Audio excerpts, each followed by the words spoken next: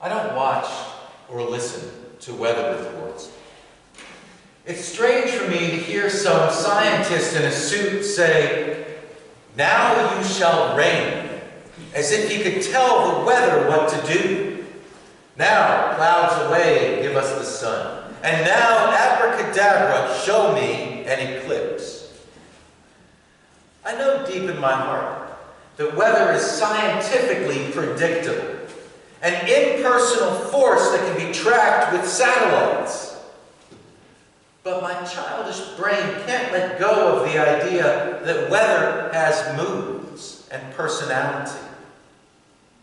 Maybe just because I personally like taking things personally. Oh, I'm feeling emotionally exhausted, and now it's got to be cold and gray outside. I still believe that skies get angry or calm, that a kiss between tragic lovers can summon a cinematic rainfall, that a sudden realization of truth can bring rays of sunlight down from the clouds. I don't really want to hear scientists predict the weather. I would rather hear poets psychoanalyzing.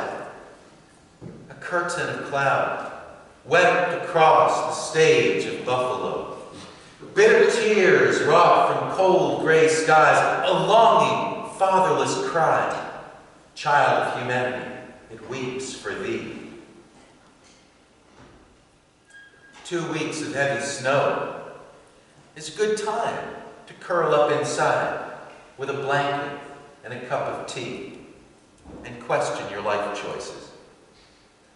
Look to your right, now to your left. These are the people who chose New York over Florida. But I think, with time, Western New York will be the new Florida, hot and balmy. That's my plan for retirement. I'm not moving to Florida. I expect the Florida climate to come to me. We moved here from North Carolina, and Elizabeth was pretty concerned about relocating here, talking like it was a yearly natural disaster. But I argue, in terms of where we would raise our children, I would choose a natural disaster over a cultural disaster. Because weather has an excuse. But if your cultural climate is cold and barren, there's no excuse. If the intellectual climate is frozen, there's no excuse for that. Besides, with climate change, I figured Western New York winters couldn't possibly be as bad anymore. Well, it was November of 2014 when we told our friends in North Carolina that we were moving. And they said, "Buffalo? But there's 7 feet of snow on the ground there." We got here in December and we never saw the ground until April. But even when it's cold here, I'm happy. Today's weather, yes, is nicer in North Carolina, but if I lived there, I would be afraid to go outside because we'd be surrounded by churches full of people singing about how Jesus Christ wants a wall to keep migrants out. And the smell of rotting apples falling from the orchard trees because U.S. citizens won't go out and pick them. I have a good friend. She's vibrant and sprightly. She's like a little Germanic dwarf. And I ask her when I want to know what the weather's going to be like. And she's always right. And then she tells me I should buy an almanac like she does. But I don't want to learn the weather from books. I want to hear it from a spinster. I sort of imagine that she sniffs the air and it tells her that the winds are going to change. I think of meteorology and I think of weathermen. I do recall a prediction I once heard by the Weather Girls, which was, "It's raining men, hallelujah." But that forecast turned out to be inaccurate, and it would have been a disaster. But these men with their charts and satellites, meteorologists, we can easily forget that for most of humanity's time on Earth, weather forecasting was up to the village grandmother. And instead of fancy science tools, she used her nose for changes in scent. You know, rain coming has a metallic smell. And her eyes would see changes in the colors and the movements of the animals. Instead of reading charts and books, she would read from nature itself. There was an old Gaelic belief that the winter goddess Killiax would spend February 2nd gathering firewood for the rest of winter. And that if she needed a large supply, she would cast a spell to make the day sunny. So the Irish dreaded a sunny February 2nd. A cloudy sky was taken as a sign that the witch had enough wood and winter would soon be over. Old farmers' almanacs were known to say, of all the months of the year, curse a fair February. That sounds a bit far-fetched. But so does the belief that a groundhog seeing its shadow on a sunny day will mean 6 more weeks of winter. Groundhog Day is one of my favorite holidays. When I was a kid, I remember every Easter, Jesus would rise from the tomb and nothing would change. I mean, yeah, candy might magically appear in the yard, but nothing cosmic. But a groundhog rises from the earth, casts no shadow, and it's going to be spring. Or there's only 6 more weeks of winter. Either way, he bears glad tidings. Change is coming. Winter will end. And he's been doing it for over a century. Punxsutawney Phil has been predicting spring since 1887. 132 years. What other creature in America or on Earth can claim that kind of immortality? 40,000 religious pilgrims came this year to see this wizened weather guru.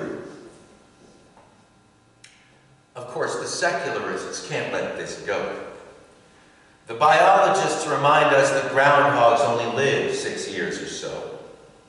The mathematicians use their fancy charts to say that of Punxsutawney Phil's 132% predictions, he has only been accurate 39% of the time. Only 39%? He's a groundhog. And the nerds will use their fancy calculus to say that Phil's accuracy is 11% less than that other method of weather forecast, the coin toss, which they say is better than a groundhog because of its 50% accuracy. Personally, I think 50-50 is still nothing to brag about. And law enforcement is on the case. Last March 2018, the Monroe County Sheriff's Department issued a warrant for Punxsutawney Phil's arrest for deception. They claim that he willingly conned them into a false sense of security and then conjured up a blizzard. Surely this is a sign that there is not enough crime in Monroe County, Pennsylvania to keep a sheriff department busy. That must be the safest place on earth, or the stupidest. Fortunately, they did not arrest him this year. The Punxsutawney fugitive is still at large. And in these days of political gridlock, Georgia has its own groundhog, Beauregard Lee, who called Phil's prediction this year fake news. But I find this a little bit suspect because everybody knows that 6 more weeks of winter is worse for Northern Democrats than it is for Southern Republicans. The groundhog is native to the Americas, but the holiday actually comes from Germany, where they would celebrate Dockstag, Badger Day. And this is not the only European custom that has been imported for this cold and desolate month. The name, February, comes from the Roman goddess February, mother of the war god Mars, from whom we get the name of the month March. The Latin febris means a purification by burning. It's from this that we get the word fever, when your body tries to burn a virus to death. Romans had celebrated the middle of this month by running naked through the streets and slapping each other with slices of a sacrificial goat. This was known to cure infertility. But Roman Christianity adopted the 2nd of February as the feast of the purification of the Blessed Virgin Mary, who had been able to magically conceive without a goat slap, which at the time was considered somewhat miraculous. This day was also known as Candlemas, February 2nd, a day when early Christians would bring a candle to church and have it blessed, and then take it home and worship it, and light it to tell the future or cure a cold. The first day of February in Old Britain was a celebration of the Celtic goddess Brigid, also known as Brig or Bride, patroness of fire and inspiration. And in her triple form, she represented poetry, metalworking, and healing. This fire goddess is celebrated at the beginning of lengthening days, when we begin to gestate within ourselves those inspirations that will bloom and manifest in spring. People would put out cake or bread and butter for Bridget, and hang distinctive crosses woven of rushes, a likely origin of the Palm Sunday crosses woven on Palm Sunday. They would hang these over the doors of their houses and stables to seek a blessing for their families and livestock. A miniature bride doll of woven straw and dressed in clothing would be called a biddy, and villagers would ask it questions about the future. This doll was believed to know all of the local gossip for the coming year, from whence we get the term Old Biddy. The bride's festival was the first sign of renewed fertility of the land and animals. This was a time when lambs began to lactate, and some of this milk would be poured onto the ground to feed the earth as it gestated the spring. Thus, the festival was called Imbolc, meaning the day of milk. This Celtic goddess, Brigid, somehow then became a Catholic saint. The Irish refused to accept Catholicism unless it would make a space for their favorite goddess. The church wanted their money. So a deal was struck and the legend of Saint Bridget was born. A story developed in which a virtuous young lady in the late 400s, coincidentally also named Bridget, chose the site of a pagan shrine to the goddess to build a convent with an eternal flame. She then became best friends with St. Patrick, and somehow then went back in time to serve as a wet nurse to Jesus himself. This is clearly there to explain why Bridget's Day was named after milk, but it does not explain how this celibate nun came to be lactating. Also, she time traveled. But this thin veneer of Christianity never did change the Irish veneration of Bridget. She is still celebrated with fire and milk, and her holiday is still connected with predictions about the coming of spring.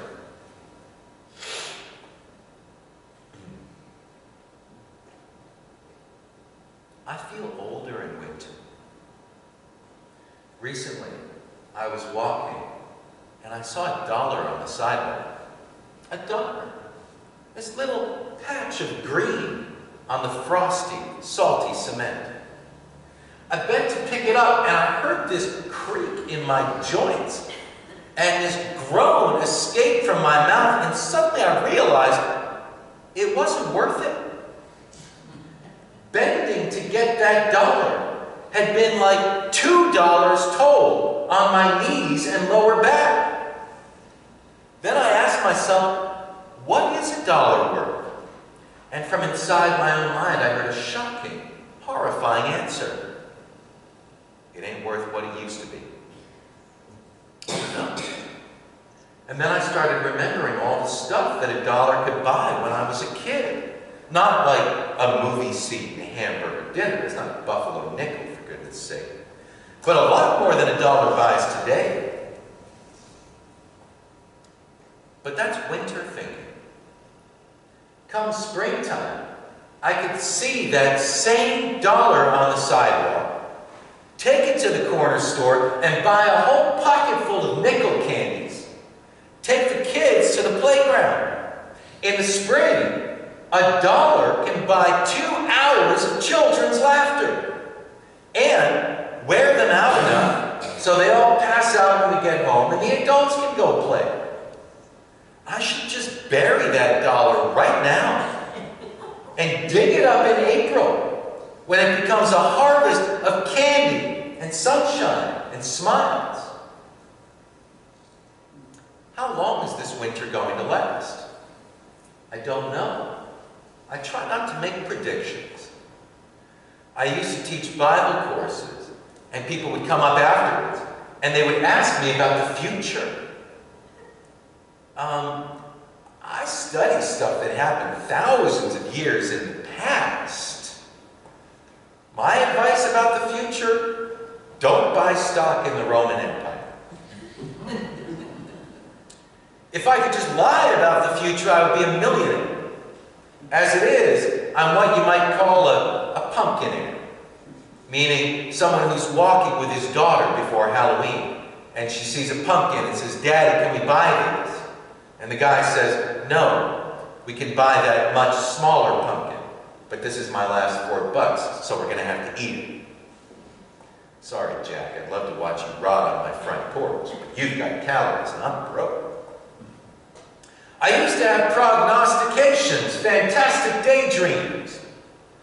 Now when I think about the future, I get a perplexing vision. It's a jar of peanut butter and a spoon. I don't know what it means. But I will make a couple of cautious predictions today.